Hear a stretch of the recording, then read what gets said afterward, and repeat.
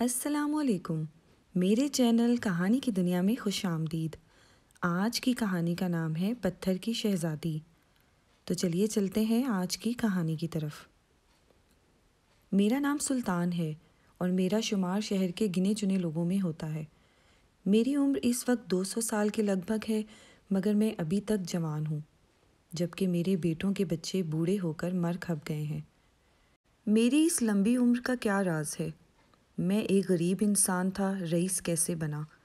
یہ ایک ایسی ہولناک داستان ہے کہ اسے یاد کرتے وقت آج بھی میرے رونگٹے کھڑے ہو جاتے ہیں۔ یہ آج سے 200 برس پہلے کی بات ہے۔ میں اس وقت جوان تھا، ایک فرم میں ملازم تھا جو امپورٹ ایکسپورٹ کا کام کرتی تھی۔ کام کے سلسلے میں مجھے باہر بیرون ملک جانا پڑتا تھا۔ مجھے بحری جہاز سے سفر کرنا تھا، چنانچہ مقررہ تاریخ کو میں بندرگاہ پہنچ گیا اور بحری جہاز میں سوار ہو گیا۔ اس میں 1100 کے قریب مسافروں کی گنجائش تھی۔ جہاز میں کل 500 کیبن تھے۔ میں نے بھی ایک کیبن بک کرایا ہوا تھا۔ جہاز کے بڑے ہال میں مسافروں کی تفریح کا خاطر خواہ انتظام تھا۔ پروجیکٹر کے ذریعے فلمیں دکھائی جاتیں، انڈور گیمز کا بھی بندوبست تھا، اس لیے سفر بڑے مزے سے کٹ رہا تھا۔ سفر کا چھٹا دن تھا۔ میں اپنے کیبن میں بیٹھا ناول پڑھ رہا تھا کہ زوردار جھٹکے لگے۔ میں گھبرا کر کیبن سے نکلا تو دیکھا کہ ہنگامہ برپا ہے۔ سمندر میں طوفان آ گیا تھا۔ عورتوں اور بچوں کی چیخوں پکار نے قیامت کا سماں باندھ رکھا تھا۔ بڑی بڑی موجیں وزنی جہاز کو تنکے کی طرح ادھر ادھر اچھال رہی تھیں۔ میں کپتان کے کیبن کی طرف بھاگا۔ کپتان انجن روم میں تھا اور جہاز کو بچانے کی ہر ممکن کوشش کر رہا تھا، مگر بحری جہاز موجوں کے آگے بے بس تھا۔ جب تباہی سامنے نظر آنے لگی تو لائف بوٹ سمندر میں اتاری جانے لگی۔ مسافروں میں دہکم پیل شروع ہو گئی تھی۔ اپنی جان بچانے کے لیے لوگ سب کچھ بھول گئے تھے۔ عملے کے لوگ چیخ چیخ کر انہیں پرسکون رہنے کی ہدایت کرتے، مگر کوئی ان کی بات پر کان نہ دھرتا۔ اس افراتفری میں بچے بوڑھے پاؤں تلے کچلے گئے۔ لوگ لائف بوٹس میں چھلانگیں لگا رہے تھے، مگر جب لائف بوٹس میں گنجائش سے زیادہ افراد جمع ہو جاتے تو وہ الٹ جاتی۔ میں بھی ایک لائف بوٹس میں چھلانگ لگا چکا تھا۔ اس میں پہلے سے کافی لوگ تھے اور ابھی اور چھلانگیں لگانے کے سلسلے جاری تھے کہ عملہ کے کسی فرد نے رسا کھول دیا۔ لائف بوٹس موجوں پر اچھلی اور الٹ گئی۔ میں مضبوطی سے کشتی کے کنارے کو پکڑے ہوئے تھا۔ خدا کو زندگی منظور تھی اور قسمت میں ان ناقابل یقین واقعہ سے دوچار ہونا تھا جو میں اب آپ کو سنا رہا ہوں۔ کشتی جب سیدھی ہوئی تو میں اس کے اندر تھا۔ بے شمار لوگ چیختے چلاتے پانی میں کبھی ڈوب رہے تھے اور کبھی ابھر رہے تھے۔ جہاز کا پہلا حصہ پانی میں گم ہوتا جا رہا تھا۔ انسان کتنا بے بس اور حقیر ہے، اس کا احساس مجھے ڈوبنے والے مناظر کو دیکھ کر ہو رہا تھا۔ کشتی موجوں پر اچھلتی گرتی جہاز سے دور ہوتی جا رہی تھی۔ میرا دل خون کے آنسو رو رہا تھا۔ سینکڑوں لوگ میرے سامنے بحری موجوں کے خوراک بن گئے اور میں چاہنے کے باوجود ان کی مدد نہ کر سکا۔ لہروں پر سفر کرتی کشتی جہاز سے بہت دور نکل گئی۔ سمندر رفتہ رفتہ پرسکون ہوتا چلا گیا۔ میرے چاروں طرف تحت نظر نیلا پانی اور سر پر نیلا آسمان پھیلا ہوا تھا۔ جان بچ جانے پر میں نے خدا کا شکر ادا کیا۔ سورج غروب ہو گیا۔ رات بے حد سرد تھی۔ میں کشتی کے ایک کونے میں ٹھٹر رہا تھا۔ کشتی کس طرف جا رہی تھی مجھے کچھ پتہ نہ تھا۔ بیتے ہوئے لمحے اتنے خوفناک تھے کہ ان کا تصور کر کے کپ کپی سی طاری ہو جاتی۔ رات گزری، دن چڑھ آیا تو بھوک کا احساس ہوا، مگر یہاں تھا ہی کیا جو میں کھا سکتا۔ سمندر کے ٹھنڈے اور کھارے پانی کا گھونٹ بھرنا چاہا تو اب کائی آ گئی۔ کشتی اب ہولے ہولے جا رہی تھی۔ سورج سر پر آ گیا تو اس کی تپش ناقابل برداشت ہو گئی۔ میں نے قمیض اتار کر سمندر کے پانی سے بھگوئی اور جسم پر ڈال لی۔ اس سے قدرے سکون ملا۔ چاروں طرف پانی دیکھ کر مجھے وحشت ہونے لگی اور میں گڑ گڑا کر اللہ سے دعا مانگنے لگا کہ زندہ سلامت زمین تک پہنچ جاؤں۔ 2 دن گزر گئے۔ بھوک کے مارے پیٹ اندر کو دھس گیا۔ میری حالت بے حد خستہ ہو رہی تھی۔ چھوٹی چھوٹی مچھلیاں کشتی کے ارد گرد منڈلاتی رہتی تھی اور کبھی کبھار کوئی مچھلی اچھل کر کشتی میں آ گرتی اور پھر دوبارہ سمندر میں چلی جاتی۔ بھوک سے تنگ آ کر میں کنارے لگ کر بیٹھ گیا اور جھپٹا مار کر ایک مچھلی پکڑ لی۔ مچھلی میرے ہاتھ میں تڑپنے لگی اور میں نے جیب سے چاقو نکال کر اسے ذبح کیا اور کچا ہی چبانے لگا۔ اس طرح بھوک تو کسی حد تک مٹ گئی، مگر پیاس اور بھڑک اٹھی تھی۔ پھر خدا نے پانی کا بھی مسئلہ حل کر دیا۔ آسمان پر کالے بادل امڈ آئے اور بارش ہونے لگی۔ میں نے بھی جی بھر کر پانی پیا اور خوب نہایا۔ مجھے یوں محسوس ہوتا تھا جیسے نئی زندگی ملی ہو۔ اسی شام بہت دور مجھے سرمئی رنگ کی لکیر سی نظر آنے لگی۔ میں اچھل پڑا، زمین نظر آ گئی تھی۔ خوش قسمتی سے ہوا کا رخ بھی ادھر ہی تھا۔ زمین سامنے ایک جنگل پھیلا ہوا تھا۔ زندگی کے آثار نظر آنے لگ گئے۔ رات میں نے یہیں گزاری اور صبح میں نے اپنا پڑاؤ جنگل کی طرف کیا۔ جنگل زیادہ طویل ثابت نہ ہوا اور جنگل سے نکلتے ہی خوشی کے مارے میری چیخ نکلتے نکلتے رہ گئی۔ سامنے چھوٹی چھوٹی عمارتیں نظر آ رہی تھی۔ میں نے اس طرف دوڑ لگا دی۔ سب سے پہلے مجھے ایک گھوڑا نظر آیا جو گھاس چر رہا تھا، مگر جوں ہی میں اس کے پاس پہنچا مجھے حیرت کا ایک زوردار جھٹکا لگا۔ گھوڑا سیاہ چمکدار پتھر کا تھا۔ اس کا ایک پاؤں یوں آگے کو اٹھا ہوا تھا جیسے آگے بڑھنا چاہ رہا ہو۔ اس سے کچھ فاصلے پر ایک شخص بیٹھا تھا، مگر وہ بھی پتھر کا تھا۔ اس کے ہاتھ میں ایک رسی تھی اور ہونٹوں پر مسکراہٹ پھیلی ہوئی تھی۔ سرسری سی نظر سے دیکھنے پر وہ گھوڑا اور شخص اصلی اور گوشت پوشت کے لگتے تھے۔ میں نے ڈرتے ڈرتے اس شخص کو چھوا تو وہ پتھر کا ہی تھا۔ میں گھبرا گیا، پھر سوچا شاید یہ کسی سنگ تراش کا کمال ہے۔ پھر میری حیرت اور بڑھنے لگی۔ عمارتوں میں مجسمے موجود تھے۔ کوئی بیٹھا ہوا تھا، چارپائی پر آرام کر رہا تھا۔ کسی کا ایک پاؤں یوں اٹھا ہوا تھا جیسے چلتے چلتے رک گیا ہو۔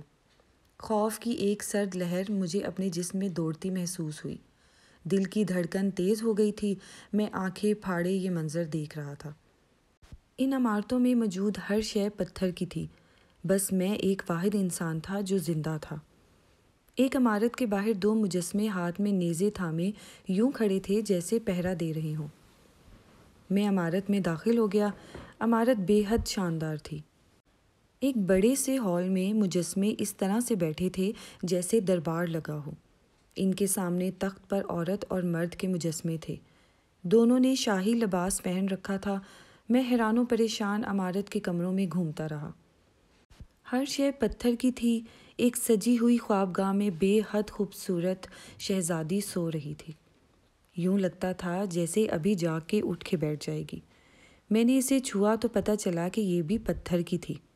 میں سر پکڑ کر بیٹھ گیا کہ خدایا یہ کیا ماجرا ہے؟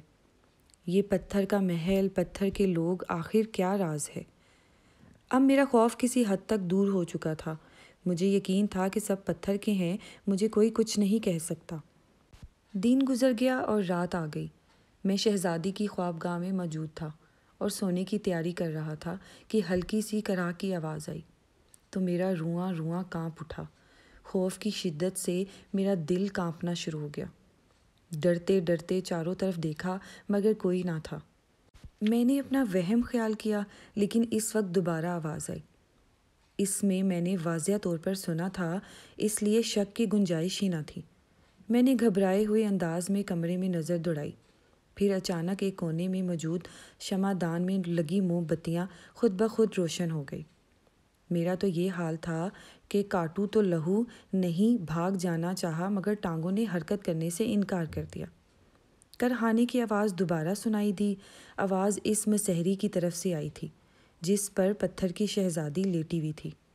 پھر مجھے یوں محسوس ہوا جیسے کسی پر اسرار طاقت نے مجھے اپنے آہنی شکنجے میں جکڑ لیا ہو۔ میں آنکھیں پھاڑے تکتا رہ گیا۔ وہ منظر ہی ایسا تھا، پتھر کی شہزادی زندہ ہو رہی تھی۔ میرے دیکھتے ہی دیکھتے وہ اٹھ بیٹھی اور چھوٹے چھوٹے قدم بڑھاتی میری طرف بڑھنے لگی۔ میں نے سوچا چیخوں چلاؤں، لیکن حلق سے کوئی آواز ہی نہ نکلی۔ حلق تو خشک ہو رہا تھا۔ وہ میری طرف آتی گئی۔ پتھر کی وہ شہزادی میرے پاس آ کر رک گئی۔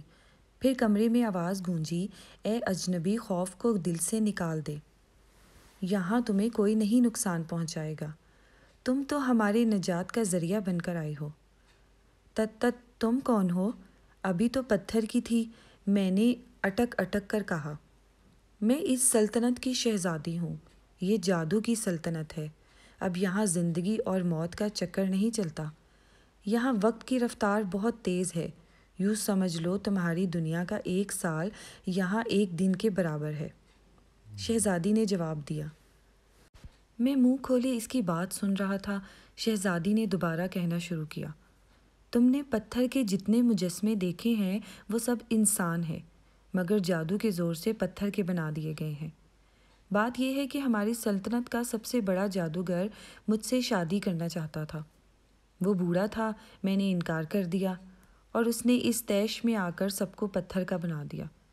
ان میں صرف میں وہ واحد ہستی ہوں جو رات کے وقت پتھر سے دوبارہ انسان بن جاتی ہوں۔ یہ اس لیے ہے کہ اگر میں جادوگر سے شادی پر رضامند ہو جاؤں تو اسی محل کے نیچے جادوگر رہتا ہے، اسے بتا دوں۔ وہ جادوگر 1 ماہ سوتا ہے اور 1 ماہ جاگتا ہے۔ یہ مہینہ اس کے سونے کا ہے، اسی لیے تم اب تک زندہ ہو، ورنہ وہ تمہیں جلا ڈالتا یا پھر پتھر کا بنا دیتا۔ یہ کہہ کر شہزادی خاموش ہو گئی اور میری طرف دیکھنے لگی۔ اے شہزادی، اس جادوگر کے خاتمے کی کوئی تدبیر نہیں ہے؟ میں نے پوچھا۔ اب میرے اوسان کافی حد تک بحال ہو چکے تھے۔ تم ہماری دنیا سے تعلق نہیں رکھتے، تم چاہو تو اسے ہلاک کر سکتے ہو۔ سامنے دیوار پر جو تلوار لٹک رہی ہے یہ جادو کی تلوار ہے۔ اس سے تم جادوگر کے علاوہ اس قبیلے میں موجود تمام بلاؤں کا مقابلہ کر سکتے ہو، شہزادی نے جواب دیا۔ تم اس تلوار کو استعمال کیوں نہیں کرتی؟ میں نے کہا، اگر میں دیوار کے قریب جاؤں گی تو جل جاؤں گی۔ جادوگر نے جادو کر رکھا ہے، شہزادی نے جواب دیا۔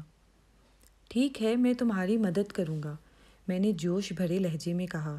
خدا نے چاہا ظالم جادوگر مٹ جائے گا، تو پھر تلوار دیوار سے اتار لو۔ میں اس خفیہ راستے تک تمہاری رہنمائی کروں گی جو جادوگر کے ٹھکانے تک جاتا ہے، شہزادی نے مسکرا کر کہا۔ میں نے کلمہ پڑھتے ہوئے تلوار اتار لی۔ تلوار غیر معمولی طور پر وزنی تھی اور اس کی دھار بے حد تیز تھی۔ شہزادی نے مجھے اپنے پیچھے آنے کو کہا اور باہر چل دی۔ مختلف کمروں سے گزر کر ہم ایک کنویں کے قریب پہنچے۔ شہزادی بولی، اے رحم دل انسان، اس کنویں کی تہہ میں وہ خفیہ دروازہ ہے جو جادوگر کے اڈے تک جاتا ہے۔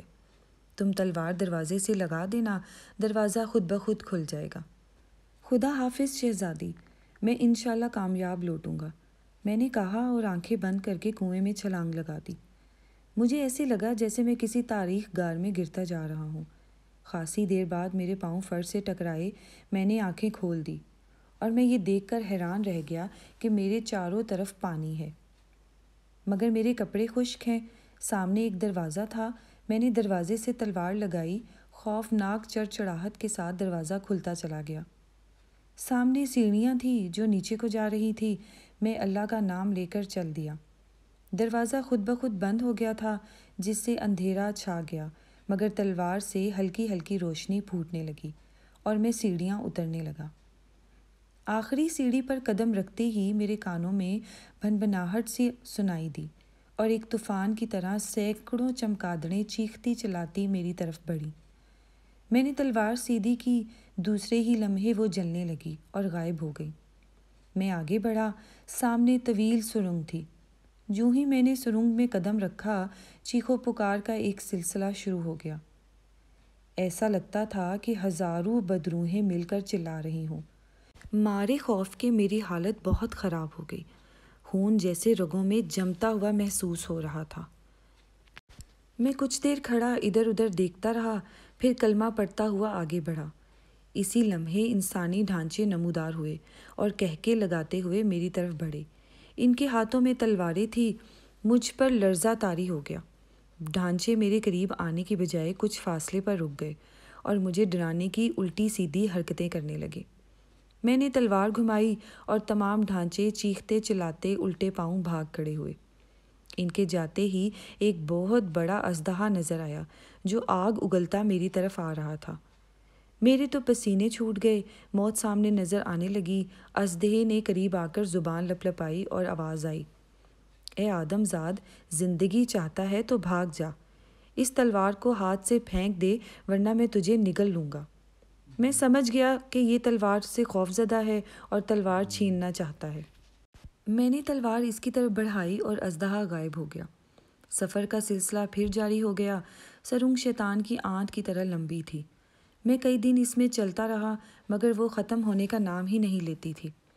7 دن بعد اللہ اللہ کر کے سرنگ ختم ہوئی۔ میں ایک بڑے باغ میں پہنچا تو دیکھا کہ شہزادی ایک چبوترے پر بیٹھی ہے۔ مجھے دیکھ کر وہ مسکرائی اور بولی، تم بہت بہادر ہو، تم نے طلسم فتح کر لیا، یہ تلوار مجھے دے دو۔ قریب تھا کہ میں تلوار اسے دے دیتا مگر پھر خیال آیا کہ جادوگر سے تو ابھی ٹکراؤ ہی نہیں ہوا، طلسم کیسے ختم ہو سکتا ہے؟ بس یہ خیال آتے ہی میں سمجھ گیا کہ یہ بھی جادوگر کا کوئی چیلا بیٹھا ہے۔ میں تلوار اس کی طرف بڑھائی تو اس نے زوردار چیخ ماری۔ شہزادی کی جگہ ایک بھوتنی کھڑی تھی، کالا رنگ، بالوں میں سانپ، آنکھیں اس طرح لال جیسے 2 انگارے ہوں۔ اس کے پیلے پیلے دانت ہونٹوں سے باہر جھانک رہے تھے اور ان دانتوں سے خوف ٹپک رہا تھا۔ وہ زور سے ہنسی اور بولی، اے آدم زاد، کیوں زندگی کو دھتکار کر موت کو گلے لگانا چاہتے ہو؟ اب بھی تیری جان بخشی ہو سکتی ہے۔ یہ تلوار پھینک دے، میں تیرے لیے دولت کے انبار لگا دوں گی۔ یہ کہہ کر اس نے ہاتھ لہرایا تو فرش پر جگمگ جگمگ کرتے ہوئے ہیرے جواہرات کے ڈھیر لگ گئے۔ ان کی چمک دمک سے میری آنکھیں چوکا چند ہو گئی۔ ان میں ہر ہیرا بطخ کے انڈے کے برابر تھا۔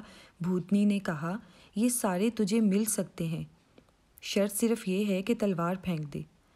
مگر میں بھی بھوتنی کے جال میں نہ پھنس سکا۔ میں تلوار سونت کے اس کی طرف لپکا، وہ شور مچاتی بھاگ نکلی۔ ہیر جواہرات کے ڈھیر غائب ہو گئے۔ باغ سے نکل کر میں ایک کمرے میں پہنچا جس میں تابوت پڑا تھا۔ تابوت بہت بڑا تھا اور اس کا ڈھکن اٹھا ہوا تھا۔ میں تابوت کی طرف بڑھا ہی تھا کہ خوفناک آوازیں آنے لگی۔ بھوت، چڑیلیں، بھوتنیاں مجھے ڈرانے لگی۔ تلوار کی وجہ سے میرے پاس نہیں آ سکتی تھی۔ میں ہمت کر کے آگے بڑھا تو اس وقت ہوائیں اس طرح سے چلنے لگی، مجھے محسوس ہونے لگا جیسے میں اڑ جاؤں گا۔